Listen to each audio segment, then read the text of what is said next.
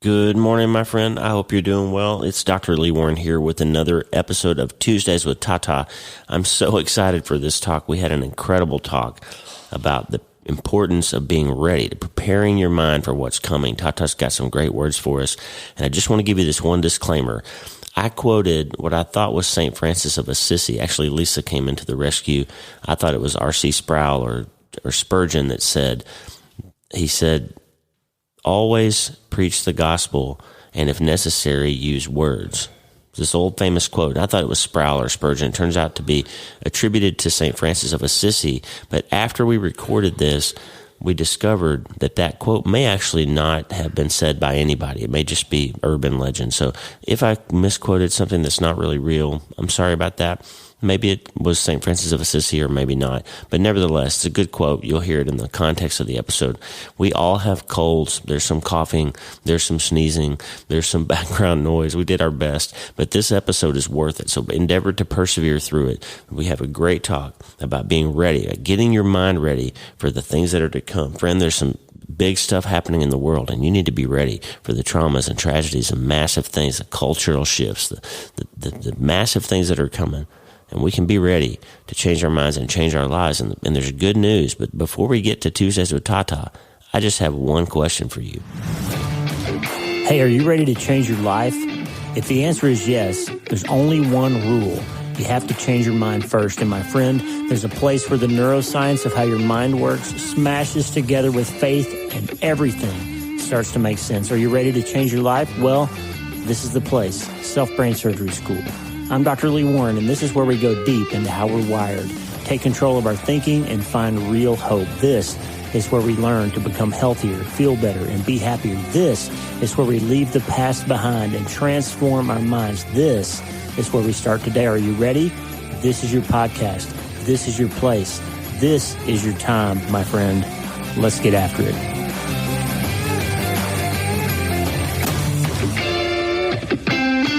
Well, friend, we're back. We're here on the riverside on a Sunday afternoon. We had the first snowfall of the year, didn't we, Tata? We did. It was kind of crazy.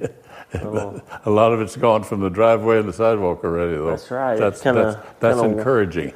We got the tractor out this morning and did the whole snow shoveling thing, and then it warmed up and melted off all by itself. So we kind of made an operation out of it, didn't we? We did. Yeah. We put in a lot of energy. Yeah, we did. Well, I guess if it's Sunday afternoon, that can only mean one thing. It's Tuesdays with Tata. Yes. Thank you. You ready to get after it? Yes, I am.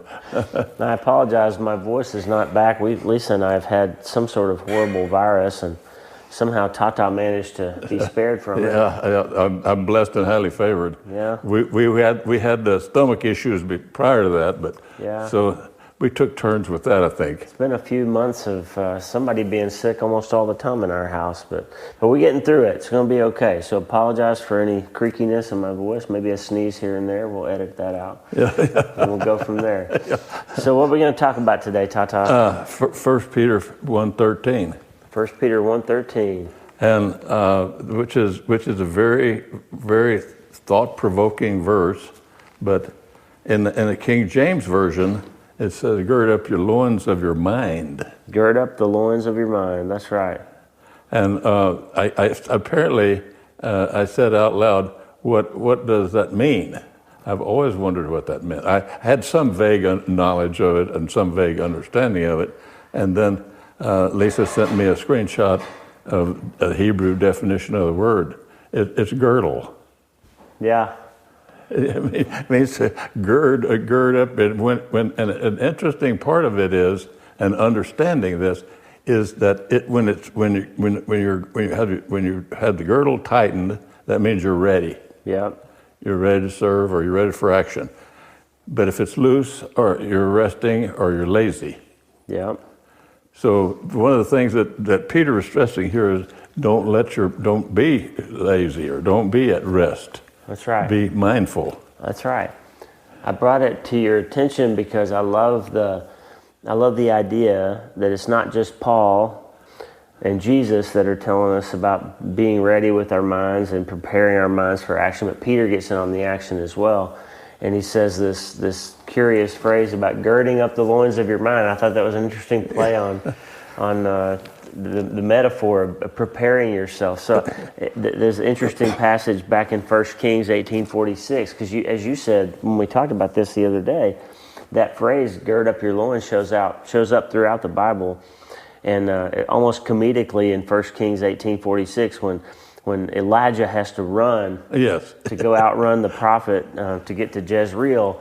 He girds up his loins. So in the days back when you had the flowing robes, you couldn't really run. No. And so if you wanted to run, you had to gather your robes up and tuck everything in and kind of tighten it up. That's right. It was unlawful to expose your legs. That's right. So he had to prepare himself for action by getting his clothes, and he had to defeat his clothing so he wouldn't be tripping and falling and hindering himself. So and then the same phrase appears in Job. Yep. In Job 38, when God says to Job, "Gird up your loins, and I will question you." That's right. That's always been kind of daunting to me. Job's been questioning God, and then God says, "Gird up your loins like a man, and I will question you, and you will answer me." So again, this metaphor, getting yourself ready for something. So what's the context here that Peter's giving us in the passage here today? Well, what I'm looking at is the English Standard Version, and the translation of it fits in my mind. And this translation, it says, "Therefore," and the "therefore" is therefore because of all the things that he's already said. Amazing how often we come back to that, isn't it? That's right. What's that therefore? And this is ESV. "Therefore, preparing your minds for action." Prepare your minds for action, and being sober-minded, set your hope fully on the grace that has been brought to you the grace that will be brought to you at the revelation of Jesus Christ. And that's what the whole point that Peter's making here is, that be ready. Yep. Because it's going to happen. And it's going to happen soon. That's right. And the world will end and judgment will begin. And so that the whole point is that Peter's making here is be mindful of what's happening and understand what's happening. Be sober-minded. Be sincere about it. That's right. Be prepared. Be concerned about it. Be prepared and be ready to attack. To be ready for that day, whatever that day comes. My dad is a gifted public speaker, Tata, and when I was a little boy, he would always teach me and my brother how to give a talk. Like if we wanted to give a devotional at church, or if we wanted to preach, or if we wanted to give just a convincing talk at school or to in our business, he wanted us to know how to do that. And the one of the principles that my dad taught me about giving a speech is that there's three elements. You tell them what you're going to tell them. That's right. And then you tell them. And then you tell them what you told them. That's right. And I find it interesting here, Peter, in his little book here, 5 chapters in 1 Peter, in 1 Peter 1, he says, gird up the loins of your mind. Get your mind ready. Be alert and be sober and be ready. Because we're in a day, he was saying, we're in a day when there's a lot of spiritual warfare and things happening. And I think if Peter were here today, he would tell us the same thing. Absolutely. We're in a time when it's time to get after it. It's not time to be letting your mind wander. It's time to be preparing your mind. And then that principle that my dad taught me of telling them what you're going to tell them and then wrapping it up by telling them what you told them, he comes back around to it in 1 Peter 1 Peter 3 at the end. He says, in the middle, rather, he says, even if you should suffer for what is right, you're blessed. Do not fear their threats. Do not be frightened, but in your hearts revere Christ as Lord. Always be prepared to give an answer to everyone who asks you to give the reason for the hope that you have. He's saying, get your mind ready for what you're going to do when you have an opportunity to share with someone why you have this hope. Why do you have the hope? And then so he tells us at the start, he tells us in the middle, and he gets down to 1 Peter 5, and he says the same thing. Be alert. This is 1 Peter 5:8. Be alert. That's right. And of sober mind. Your enemy, the devil, prowls around like a roaring lion looking for someone to devour. Resist him, standing firm in the faith. because you know that the family of believers throughout the world is undergoing the same kind of sufferings. You mentioned that verse last week. Yes. So here he is. Peter's given us the principles that my dad taught me 2,000 years later. That's right. Tell them what you're going to tell them. That's right. And then tell them what you told them. And friend, there must be a reason that the Apostle Peter, upon the rock that Jesus said we're going to build this church on, there must be a reason that he wants you to know that you need to get your mind ready. Because what's your friend Dr. Warren always say? You can't change your life until you change your mind, right? That's right, yes. And you have to do it today. But the other thing is that one of the things that we have a tendency to do is we get lazy. Yep. And we rest. Yes. And when we do that, we lower our guard. But Satan is at work all the time. Yes, he is. And he appears when you're not looking for him. He appears when I'm praying and interrupts the prayer. And sometimes I forget my place. That's right. But because he's not willing that any of us would worship God or be at peace because we have salvation. That's right. In Jesus' name. The whole point there is we have to be vigilant, on guard. Yeah. So we have to, when we're in that kind of position and in that kind of posture, we're always on alert. Yeah. And we're thinking. And the only way that I know how to do that is get in the Word. Yeah. Stay in the Word. That's right. Reinforce yourself in the Word. That's right. And friends, if you haven't read 1 Peter or any of the writing of Peter, in 1 Peter or 2 Peter, I encourage you to do that. Every time I read it, I see something that I didn't see before. That's right. But the thing that I keep coming back to is being ready. That's right. And because what does that say when you're ready? When you're ready to go, you have peace, and you have a quiet spirit. Yeah. You're not anxious. You're not overwhelmed by trials and tribulations that come your way, the testing that comes your way. And the sorrow and the pain that you go through. That's right. Momentarily you'll be taken off your feet, but then you get back up. That's right. You have a treatment plan. That's right. You got a plan. You're ready to implement that. You've drilled it and prepped it, and you know where you're going to fall, and when the hard things come, you know what promises you need. You know, this idea of guarding your mind, Lisa and I were having a conversation the other day, Tata, and it's been years really since I mostly listened to Christian and worship music. Like I made a decision a long time ago that I wanted to that for me, music is a gateway into my mind, and I use it to fill my heart up with things that I can rely on and call back to mind. And worship is one of those ways that I do that, as Tommy Walker would say. But we were talking about an old song, I heard it on the radio or on the background of a television show we were watching, this old song, "You Light Up My Life." Yeah. Remember that song? Yes. And all the lyrics were there from my childhood when I heard that song. I hadn't heard it in probably 30 years. And I'm singing along with the song, and it's a catchy tune. It's a great old song. And one of the lines is, "It can't be wrong when it feels so right." Yeah. And I'm singing along. And then I thought, wait, time out.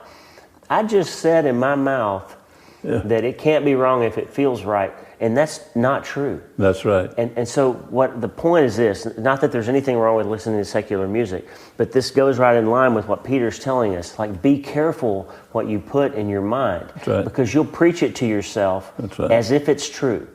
Yes. And here I was, me, Lee Warren, the mind guy, right? I'm singing out loud, "It can't be wrong if it feels so right." Yeah. And that's false doctrine. Yes. I mean, it's not a doctrine, but you see what I'm saying? Like it's so easy to let some idea slip into your mind from a book or a song or a friend or a television show, or even sometimes another Christian, like we've talked about before. When you go through something hard, people try to comfort you, and some of the things that they say are really bad theology. That's right. Like God must have needed another angel or something like that. That's right. You have to guard your mind is the point. I'm not telling you to throw out all your CDs, or if anybody even has CDs anymore. I'm just saying, be careful what you let into your mind. That's what Peter's getting at here.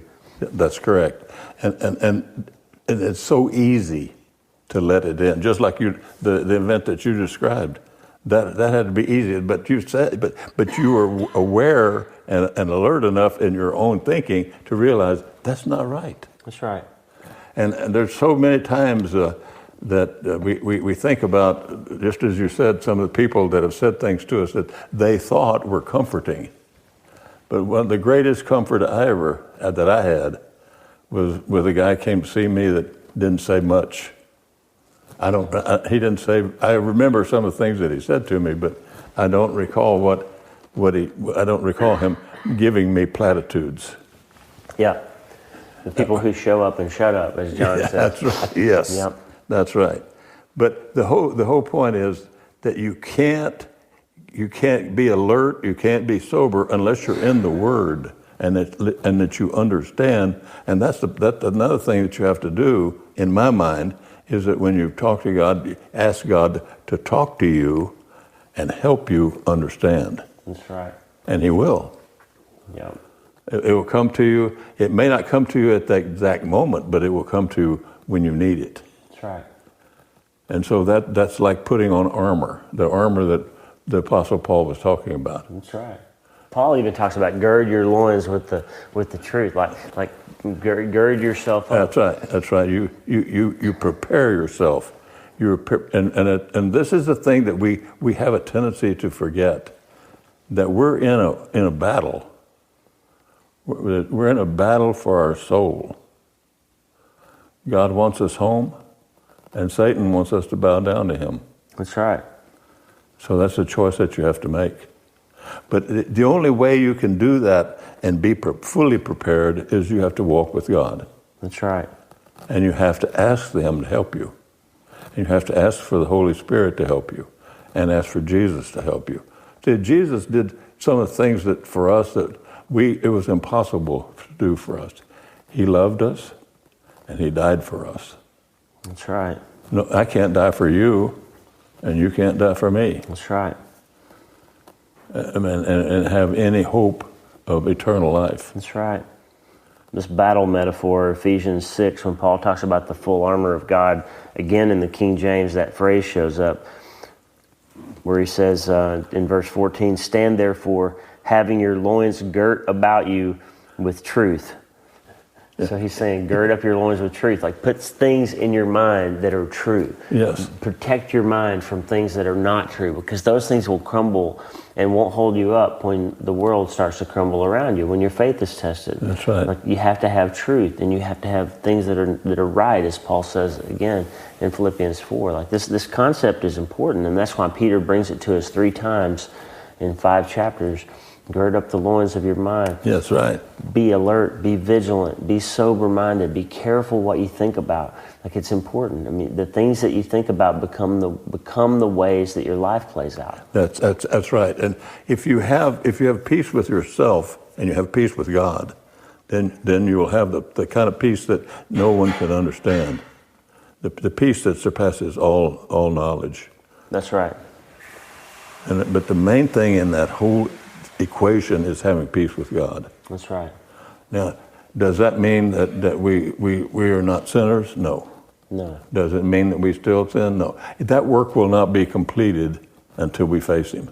That's right. And that's why we've talked about this before, but the Lamb's Book of Life, I pray that's where my name is. Yep. I want my name in the book. Yep. Not in the books. You know it is. And so, you definitely want to know that. And so the point, and we have to keep driving at this point because it's so important, is we have to be prepared mentally. Yeah. And I know all the questions. And I've said this before, but one of the things that I said out loud, not in my house, but it can be in your house. And the question is, what have you done to prepare yourself for battle? That's right. Because the battle, no, you can't prepare me for the battle that I'm in. That's right. Neither can I prepare you. That's right. Now, but what will happen though is people are watching us. That's right. And actions speak louder than words. Yes, they do. Someone said a long time ago, "I know what you're saying, but I cannot hear you." Yeah. I'm watching you. Yeah. And and where we see that evidence of that is with children. That's right. Little children. Was it Spurgeon or Sproul maybe that said, always preach the gospel and if necessary use words? Yeah. Well, supposedly that was, the name just flew out of my head. It was not one of those guys. I don't know if it was Spurgeon or not, but who originally said it. But anyway, that speaks volumes in itself. But then what that reflects is being prepared. That's right. And being ready. With how you live your life. And I was way off. I just Googled it. It's not Spurgeon, and it's not Sproul. It's St. Francis of Assisi. Right. Yeah, that's who I started. That's who I was going to say. I was way off. Not even in the right century. Yeah. He says, preach the gospel at all times, and if necessary, use words. That's right. Yeah. And because we're judged on how we live. That's right. And if we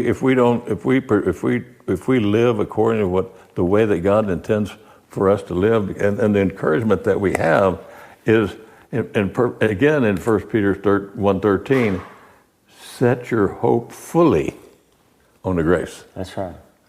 That will be brought to you at the revelation of Jesus Christ. That's right. Amazing to be in that posture. That's right.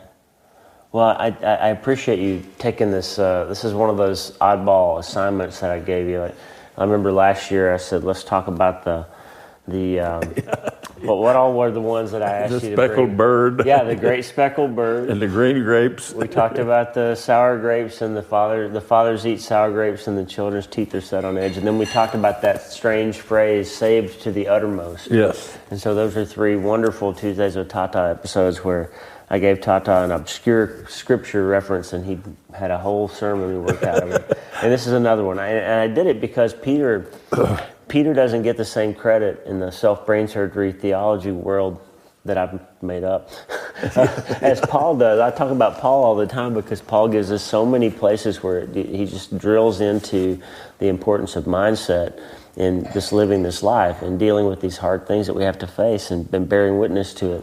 But Peter, he comes in strong. Well, and Peter even references the Apostle Paul. That's right. The same, he credits him with giving the same encouragement, but he also said many times he's hard to understand. Well, right. Maybe that was his way of getting back because Paul withstood him to his face. That's right. And that's that. And as I think about this, I know that he was an apostle. I know he was with Jesus. And we know the story. We know that he denied him, but we know that Jesus welcomed him back. Yep. Jesus said, "You're a keeper." That's right. And I'm going to use you in my service. That's right. And one of the things that always struck me about Peter was when Jesus said to him that Satan had requested you. Yeah. He wanted to sift him like wheat. Yep. But I have prayed for you. When you come back. That's right. Pray for your brothers. That's right. That's right. We did a Tuesdays with Tata about that verse too. Yeah. We did one on sifted like wheat, and now that I think about it. I'll try to find those and put them in the show notes for you, friend. But, Tata, if we're going to gird up our loins, the loins of our mind, to prepare for this fight, this battle, and this opportunity we may have to share our faith with someone and to withstand the wiles of the devil, when do we start? Let's start today.